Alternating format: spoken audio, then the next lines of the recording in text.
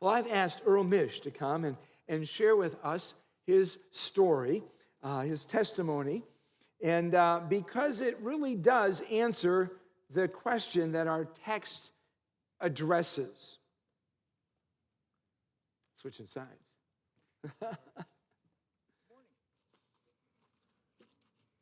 My story begins 12 years ago in 2007. My mother had spent 8 years in a nursing home in Tennessee. She passed away, and it was time to sell her home in Tennessee. It sold quickly for $140,000. The law, as I understood, was that when selling the personal residence, the family was allowed to keep the money. So, after the sale, I divided the money among my family. About 6 weeks later, I received a letter from the state of Tennessee demanding payment of $140,000. That letter ruined my day. There's no way I could go back and ask my family to return the money. I immediately called the state of Tennessee and asked for an explanation and explained what I thought was the law. They replied, that was formerly true. However, that was changed. Please send the money. My day suddenly got worse. At that time in my life, I was not a believer. I was not a bad guy. It was just the religion, Christianity, faith were not on my radar screen. My parents had been devoted, faithful Jehovah's Witnesses. That faith never attracted me. However, I suddenly turned to God.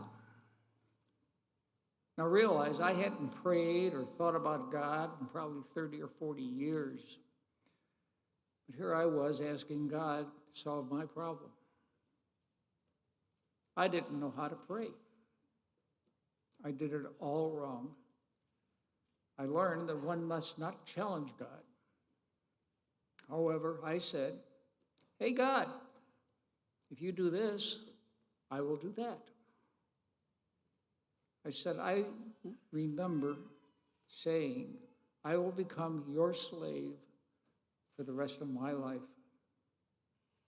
I specifically remember using the word slave. I was praying every day. When my wife asked, what are you going to do? I said, I'm working on it. Meaning I was praying to God nonstop. Several weeks went by, and I received a letter from the state of Tennessee. Before I opened the envelope, I knew what was in it, a demand for payment from the state of Tennessee. Here's a copy of the letter. It says, this letter is notification of a release of the Bureau of Tennessee's claim against the estate of Earl Misch. A release.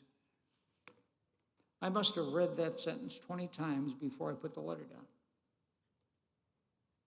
Some executive from Tennessee wrote that letter, but God had authored that letter.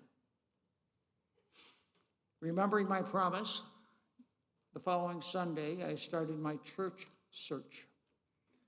I went to a different church every Sunday for about 6 or 8 weeks.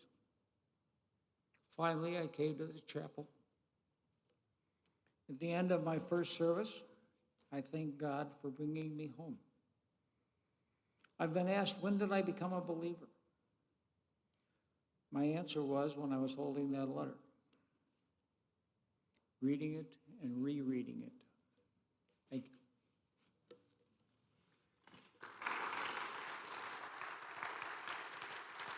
I've known Earl's testimony. I remember meeting him that day, his first Sunday here. He lost his coat. Did we find that coat that day? And talking. And over time have known his testimony. I never, in my mind, I was always thinking, well, he couldn't have been saved back on that day with that prayer. But last week when we went through this, I said, so Earl, when would you say you were born again? When I prayed that prayer. And it hit me really hard that our salvation isn't, I have to know a lot the minute I commit my life to Jesus. It's simply that I'm in Jesus. I don't think you wouldn't have even thought those words at that point. I'll be your slave.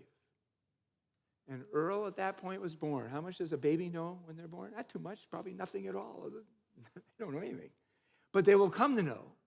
And Earl has come to grow through the study of God's word, through BSF, through many different ways. God's redemptive life in him, because he said, God, I'll be your slave.